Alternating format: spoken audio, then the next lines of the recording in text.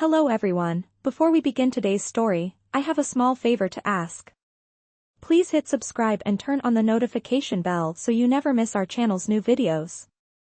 It is quick, free, and the best way to support us in bringing you more dramatic stories. Your support means the world to us. Where are you watching from? Drop your city or country in the comments below. Thank you very much. Now, let us return to our main character. The rain was relentless that night, drumming against the windshield of a yellow taxi weaving through downtown Manhattan. Inside, Ethan Cole kept both hands steady on the wheel. He was 32, a former automotive engineer who had once designed engines for luxury cars, now reduced to driving strangers through the city to pay off his mother's hospital bills. He did not complain. Survival left no room for pride. At 11:47 p.m., a woman flagged him down in front of the Clarion Grand Hotel. Her heels splashed through puddles as she rushed to the back seat, rain tracing silver lines across her face. She looked expensive: silk blouse, diamond earrings, the kind of perfume that whispered old money, but her eyes were swollen as if she had been crying for hours. "Airport," she said softly, her voice trembling. Ethan nodded and started the meter. Silence filled the cab except for the hum of the engine and the faint rhythm of windshield wipers. He caught her reflection in the rearview mirror staring out the window, fingers clenched around a velvet clutch, trying to hold herself together. After a few blocks, she whispered, almost to herself, "I ruined everything." Ethan kept his eyes on the road. "Rough night?" She let out a quiet laugh that sounded like it hurt. "You could say that." He wanted to ask more but decided against it. People came into his taxi with secrets, not stories. Yet something about her sadness tugged at him. When the car stopped at a red light, he glanced back. She was staring straight ahead, a single tear sliding down her cheek. Then she said something that made him grip the wheel tighter. "Do you believe two strangers can save each other?" He looked at her through the mirror. "Depends on what they are saving each other from." Her lips quivered, but she said nothing more. The light turned green. When they reached the terminal, she did not move. Instead, she took a deep breath and leaned forward. "Mr. Cole," she said, reading his name from the license card on the dashboard, "how much do you make in a month?" The question startled him. "Enough to keep the lights on." "Why?" She met his gaze for the first time. "What if I paid you a year's salary to marry me tonight?" Ethan blinked, convinced he had misheard. "Come again?" "I am serious," she said, her tone calm but her eyes glistening with desperation. "A legal marriage. 3 months. No intimacy, no strings attached. You will be compensated fairly." Ethan gave a short, nervous laugh. "Lady, are you in some kind of trouble?" "Yes," she said simply. "But not the kind you think. I need to be married before midnight, or I lose everything my father built." The airport clock flashed 11:56 p.m. She opened her clutch and pulled out a document: an official marriage contract already notarized. "All you need to do is sign." For a moment, Ethan just stared at the papers, rain tapping against the window like a ticking clock. He thought of his mother lying in a hospital bed, of overdue bills stacked on the kitchen counter, of how one decision could change everything. Then he looked back at the woman. Her name was printed on the contract: Clara Winslow. He recognized it immediately: the CEO of Winslow Motors, the same corporation that had laid him off a year ago. The irony twisted in his chest. "You are her," he murmured. "The woman who owns half the cars in this city." She gave a faint, humorless smile. "And tonight, I just need one man to pretend to be my husband." The city lights blurred through the rain as Ethan stared at the pen in her hand. Against every rational thought, he reached for it. "All right, Miss Winslow," he said quietly. "Let us see where this road goes." She exhaled like she had been holding her breath for years. Outside, thunder rolled over the city as two strangers signed a contract that would change their lives forever. The courthouse smelled faintly of wet paper and coffee when Ethan signed the final page of the marriage license. It was 2 hours past midnight. The clerk barely looked up, stamping the document with a dull thud. Clara Winslow, the billionaire executive who had entered his taxi in tears, was now legally his wife. It sounded absurd even in his own head. Outside, the rain had softened to a mist, the kind that lingered in the glow of streetlights. Ethan followed her to a black town car waiting at the curb. The driver opened the door, but Clara turned to him. "You can come with me," she said quietly. He hesitated. "Where exactly am I going?" "Home," she answered. "Our home, for now." The word felt heavy. The car rolled through the empty city until they reached the Winslow estate in Upper Manhattan. The mansion stood behind iron gates taller than a bus, the driveway lined with manicured hedges and flickering lamps. Ethan had delivered passengers here before but never stepped inside. When the doors opened, the scent of lilies and polished marble hit him. A housekeeper bowed slightly. "Welcome, Mrs. Winslow." "Sir." The word, sir, landed awkwardly on him. Clara handed her wet coat to the maid and turned toward him with a composed smile that did not reach her eyes. "You will stay in the West guest room. Breakfast at 8. We have a press statement to release tomorrow morning. Try to look rested." Then she walked upstairs, leaving him standing in the middle of the grand foyer surrounded by silence and chandeliers. He ran a hand through his damp hair, half laughing to himself.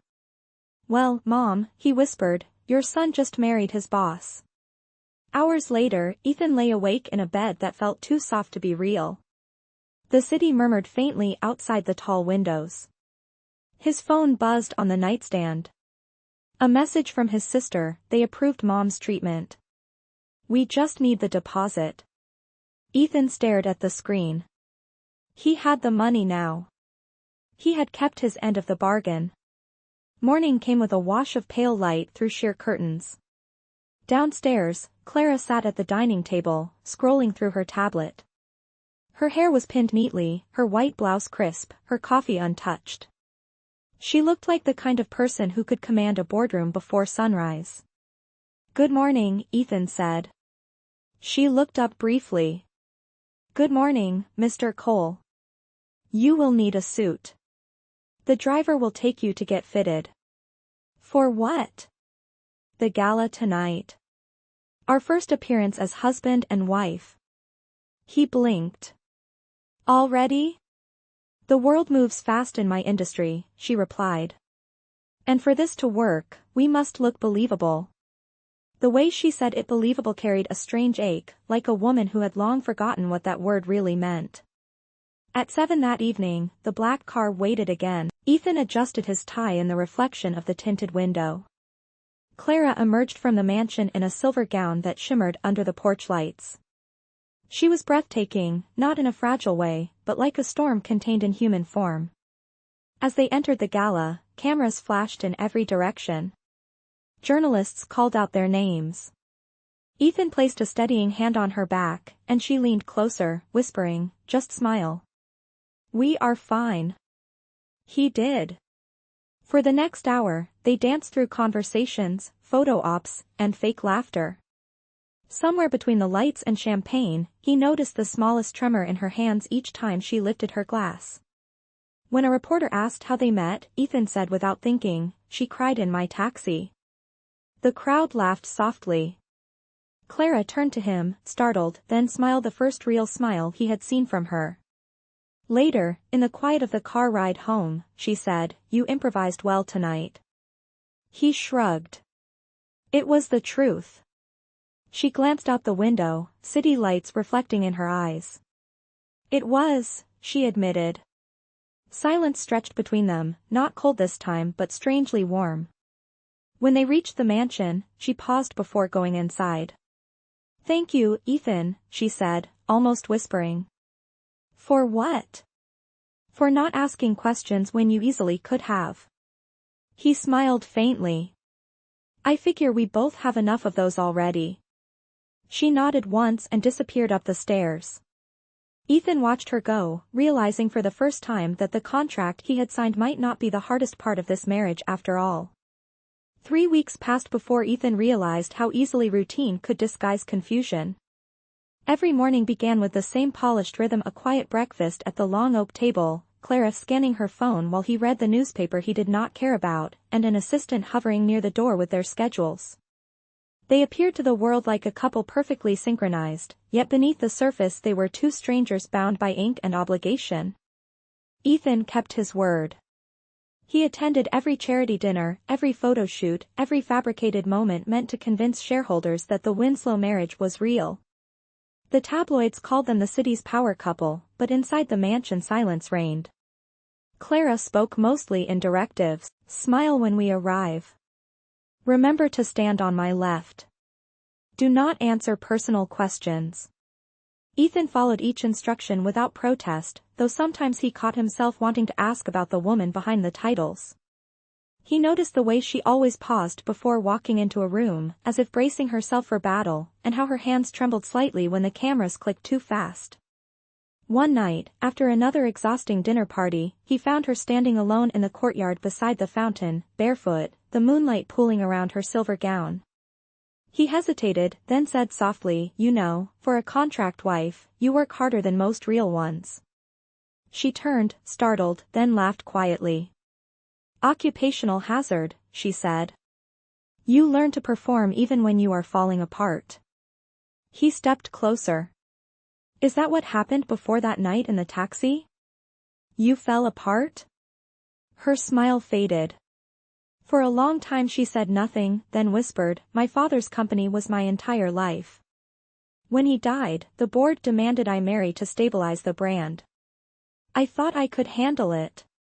But the man I was engaged to," she exhaled shakily, "sold private information to a rival firm. I called off the wedding hours before it began. By morning, investors wanted blood.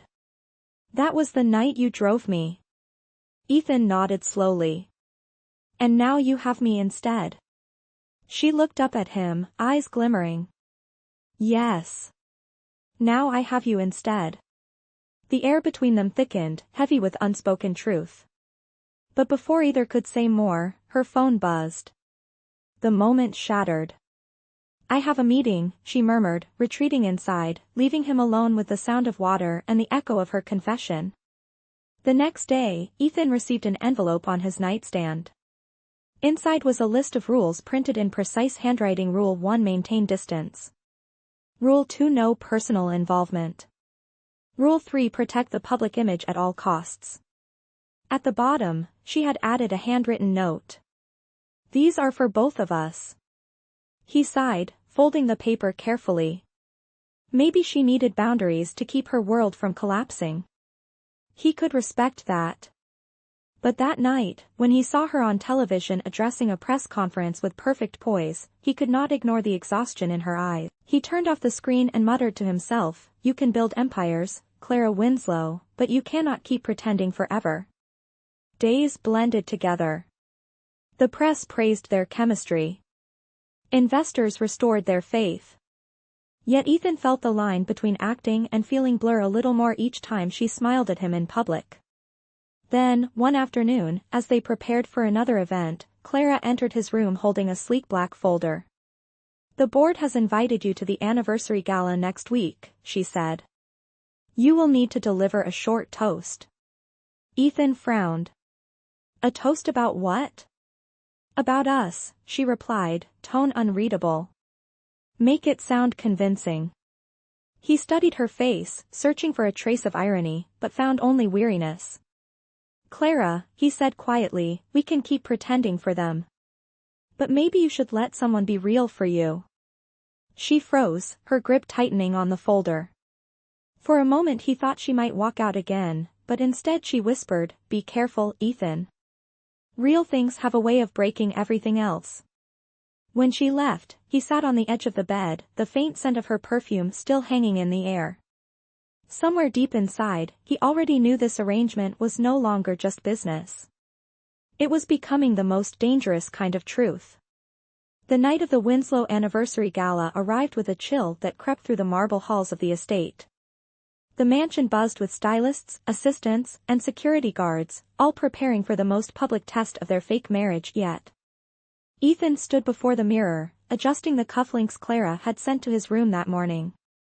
They were engraved with the Winslow crest, the same symbol that once represented everything he resented.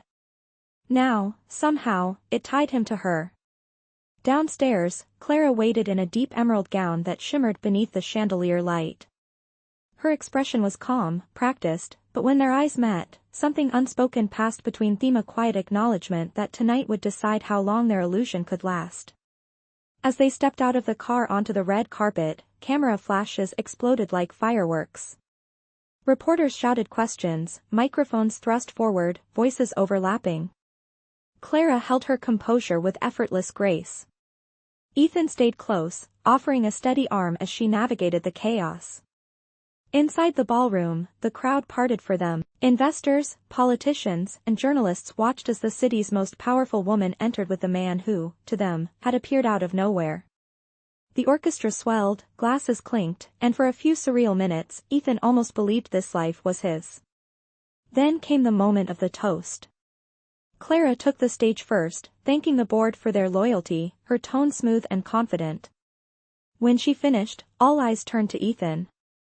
He stepped forward, the weight of 100 curious stares pressing down on him.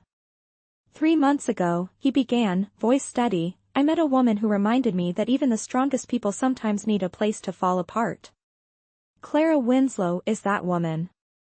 And while I cannot promise I understand her world of power and perfection, I do know this kindness is not a weakness, and love is not a transaction. A hush fell over the room. Clara blinked, her composure faltering for the briefest moment. Then she raised her glass. The crowd followed. The sound of crystal meeting crystal echoed through the hall. For a fleeting second, Ethan saw gratitude in her eyes, real, raw, and unguarded. The night continued in a blur of music and conversation. When the guests finally began to leave, Clara found him on the balcony overlooking the city's skyline. The wind caught strands of her hair, and her voice was barely above a whisper. You should not have said that, she murmured. Said what? That love is not a transaction. People will think you meant it. He smiled faintly. Maybe I did. She turned toward him, her defenses cracking under the weight of exhaustion. You are making this harder than it has to be. Maybe it was never supposed to be easy, he replied. The silence that followed was not cold anymore. It pulsed with something neither dared to name. Then, as if realizing how close they stood, she stepped back.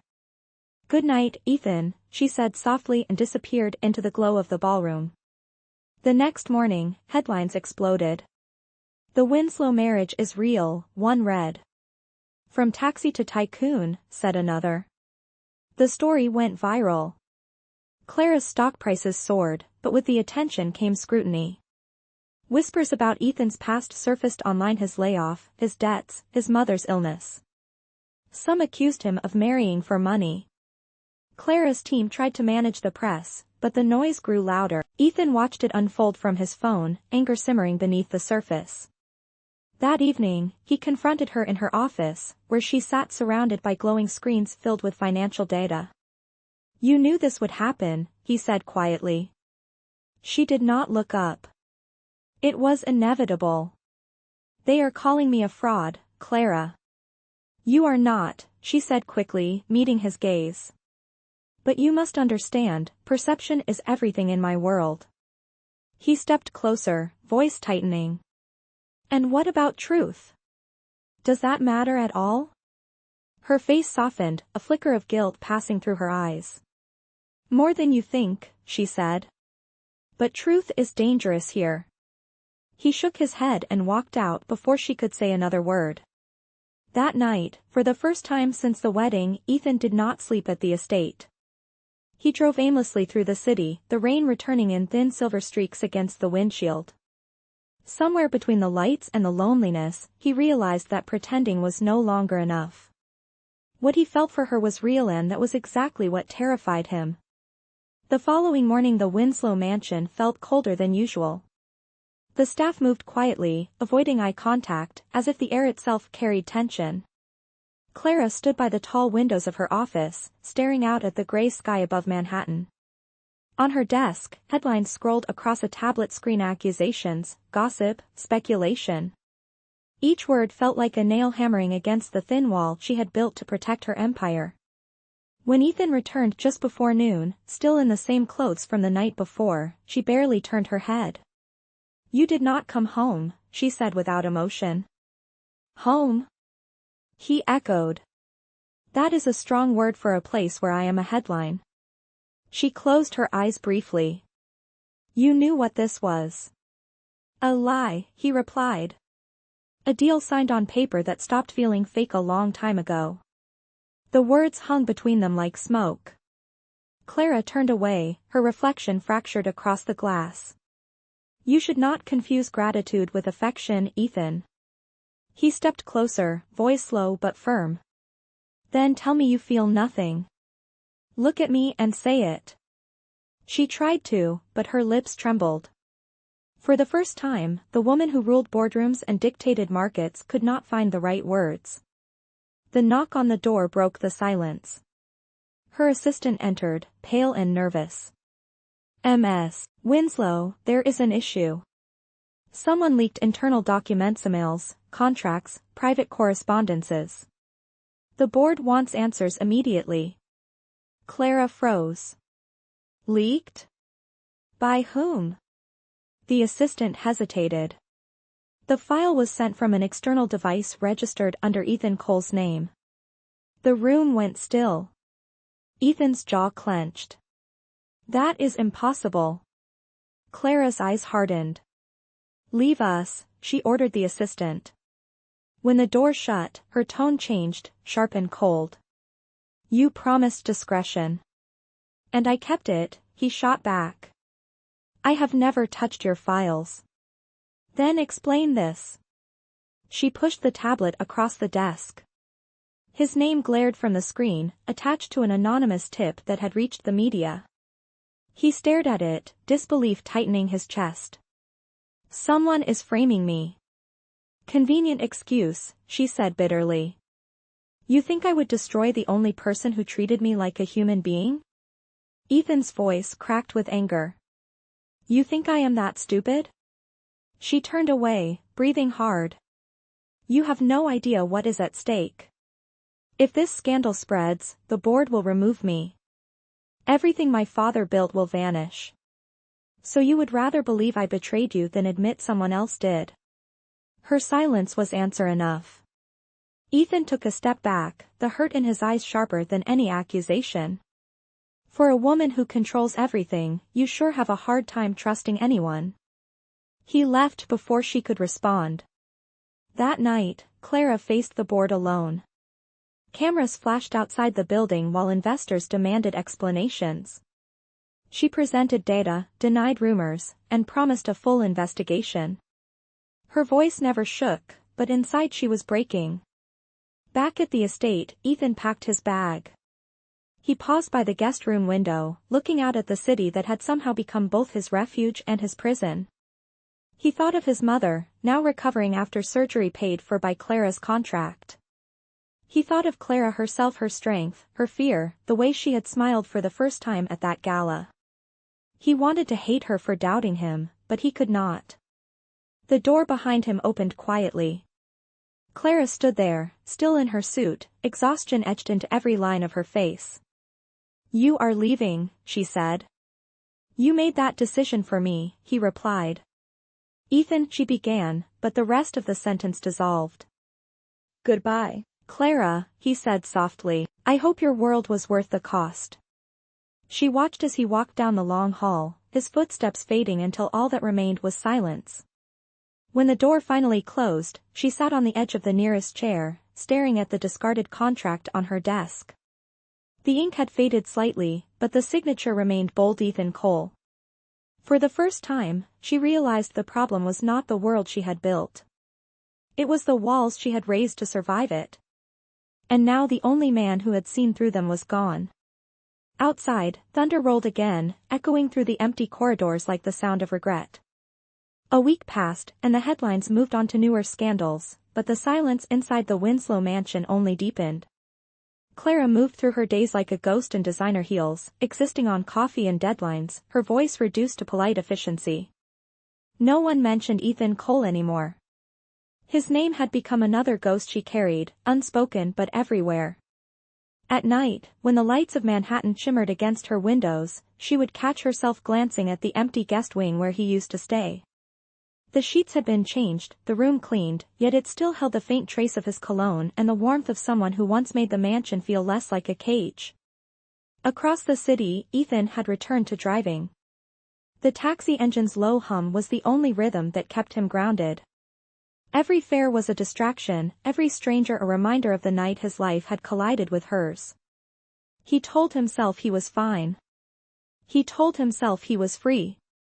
But when a radio ad for Winslow Motors played between stations, his grip on the wheel would tighten, and that old ache would return. One evening, just as the sun dipped behind the skyline, he pulled over to check his phone. A message blinked on the screen: unknown number. It contained only an address and a time: Winslow Plaza, 8 p.m. Come if you want the truth.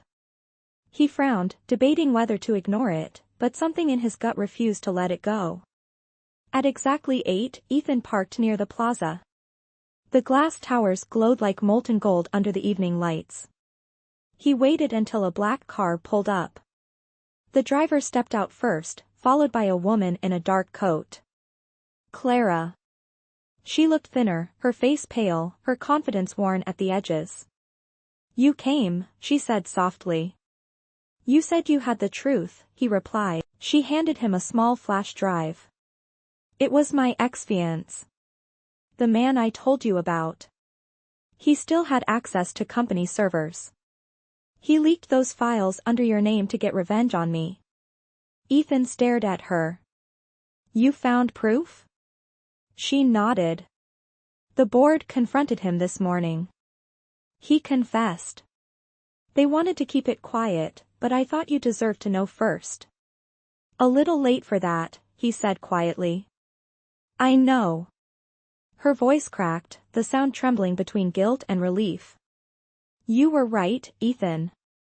I trusted numbers and contracts, but not people. And I destroyed the one person who never lied to me. The city noise faded until only their breathing filled the gap. She took a step closer.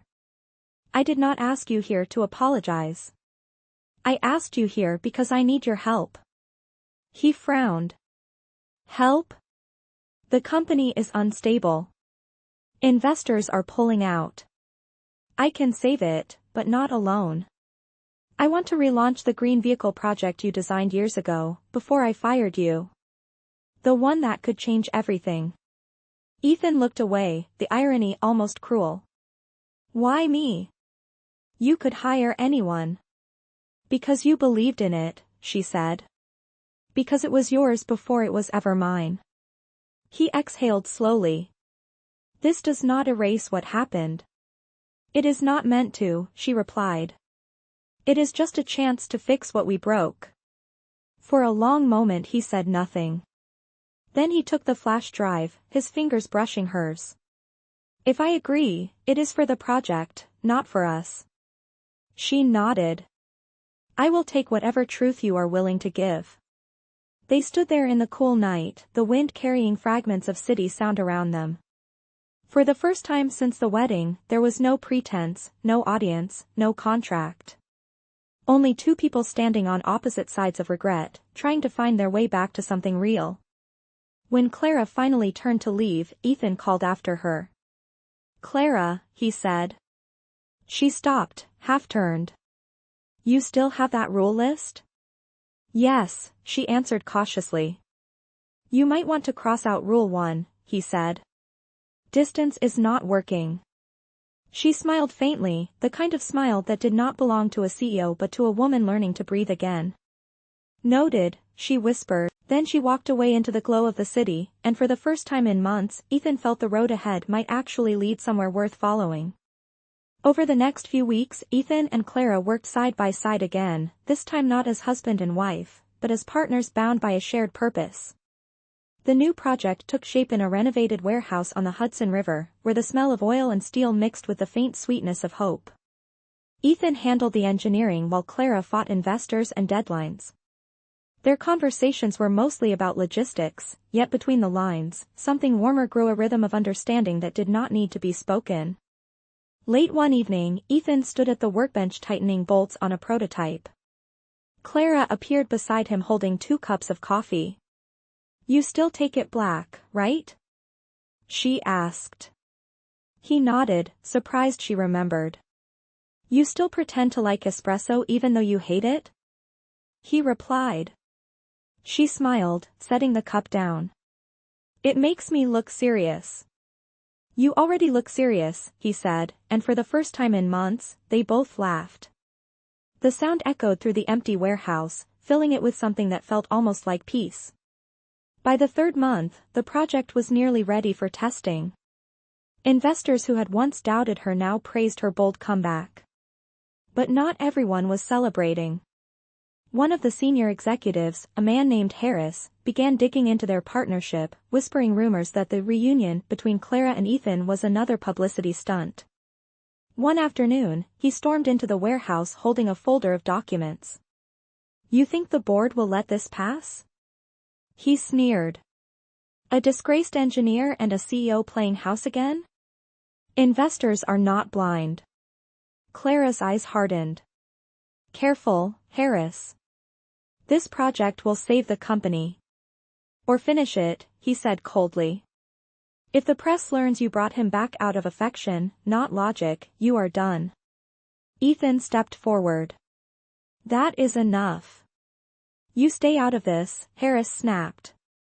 "You are nothing but a prop in her redemption story." Before Ethan could respond, Clara said firmly, "Get out. Now." Harris hesitated, then left with a smirk. The silence afterward felt heavy. Ethan turned to her. "He is not wrong about one thing," he said. "People will talk." She looked at him, her voice low. "Let them, they always do."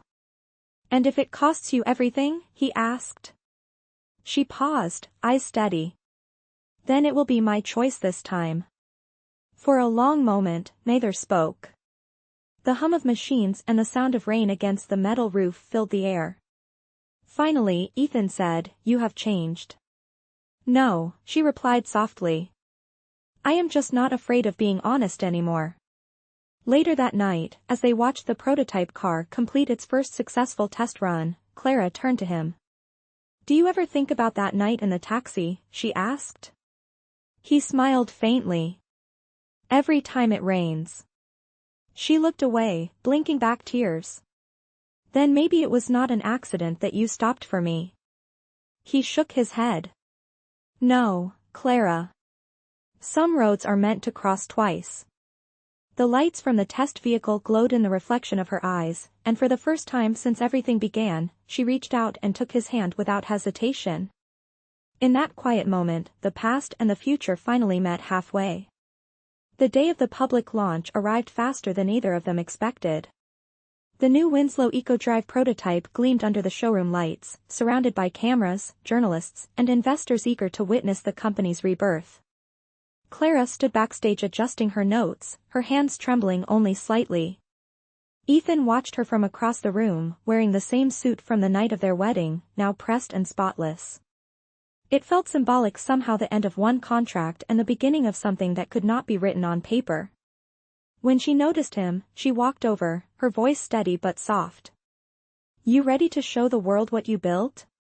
He smiled faintly. "What we built?" She looked up at him, her eyes warmer than they had ever been. "You should be the one to present it," she said. "This was your design." Ethan shook his head. "No, Clara. This is your redemption. You stand in front. I will be right there when you turn around." She held his gaze for a long moment before nodding. When the lights dimmed and the cameras flashed, Clara walked on stage to thunderous applause. "Good afternoon," she began, her voice echoing through the hall. "A year ago, this company was drowning in doubt. We lost our way. But sometimes, the right person crosses your path when you least expect it, and they remind you why you started in the first place. Her eyes found Ethan in the crowd. Today, we are not just unveiling a car. We are unveiling proof that people can change. That trust, once broken, can be rebuilt.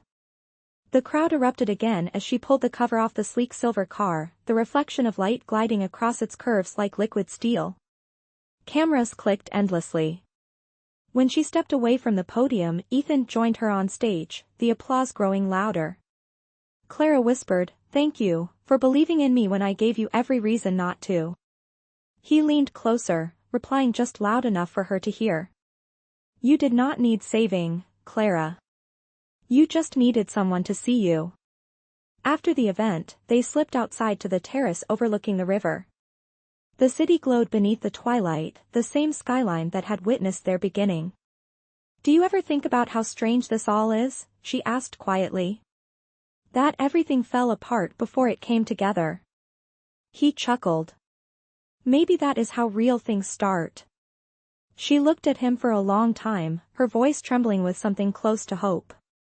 "The contract ends tomorrow," she said. "I know. So what happens after that?" He smiled, his answer calm and certain. "Then we stop pretending." She hesitated, her heart beating faster than she wanted to admit. "And if I said I do not want to stop?" He took her hand, the same way he had the night she first cried in his taxi. "Then you know where to find me," he said. "Because I will not drive away this time." Clara closed her eyes, letting the cool wind brush against her face. For the first time, the woman who had spent her life building walls finally allowed herself to believe that love did not need conditions to be real. Behind them, the banner read, "A new route begins." And for Ethan and Clara, it truly did. A few months later, spring returned to New York, softening the sharp edges of the city with sunlight and blooming trees. The Winslow Eco Drive had become a quiet success, praised for its innovation and integrity, two words that now seemed to define both the company and the woman who led it. Clara no longer hid behind press releases or boardroom armor. She walked through the factory floors and engineering bays with the calm of someone who had rediscovered her purpose, and beside her, often covered in grease and laughter, was Ethan Cole, the man who had once driven her through the rain and into the most unexpected chapter of her life. On a bright morning, she found him standing outside the test center, sleeves rolled up, watching the newest car model glide down the track. "It drives smoother than the last one," he said, shielding his eyes from the sun. "That is because you finally listened to my adjustments," she teased. "I always listen," he replied with a grin. She handed him a small white envelope. "What is this?" he asked. "Open it," she said. Inside was a folded document, their old marriage contract, voided and stamped, completed. But across the bottom, she had written in her neat handwriting, "Ready to make it real?" Ethan looked up, stunned. "You are serious?" She nodded. "No signatures, no deadlines this time. Just you and me, if you still want to drive this road together." For a moment, he said nothing. Then he took her hand, the same way he had the night they first met, when she was crying in the back of his taxi. "Clara Winslow," he said softly, "you already changed my route once. I am not planning to take another." She smiled, eyes bright in the morning light. "Then where to now, Mr. Cole?" "Anywhere," he answered. "As long as you are in the passenger seat." Later that afternoon, they stood before a small group of friends and staff in the courtyard of the Winslow estate.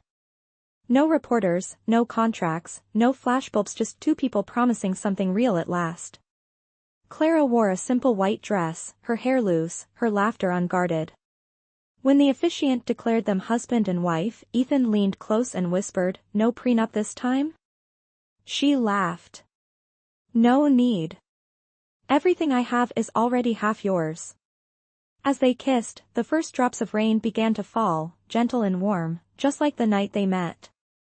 It felt poetic, as if the city itself was blessing them. Later, they climbed into his restored taxi, the same yellow cab that had once carried her tears and now carried their laughter. Clara rested her head on his shoulder as they drove through the glowing streets. Funny, she murmured, how a wrong turn can lead you exactly where you are meant to be. Ethan smiled, squeezing her hand. Best fare I ever picked up, he said. The city lights blurred into gold through the rain-slicked windshield, and the meter on the dashboard flickered to 0. Their story had come full circle, not by chance, but by choice. For once, both of them were exactly where they belonged in the same road, heading forward, together.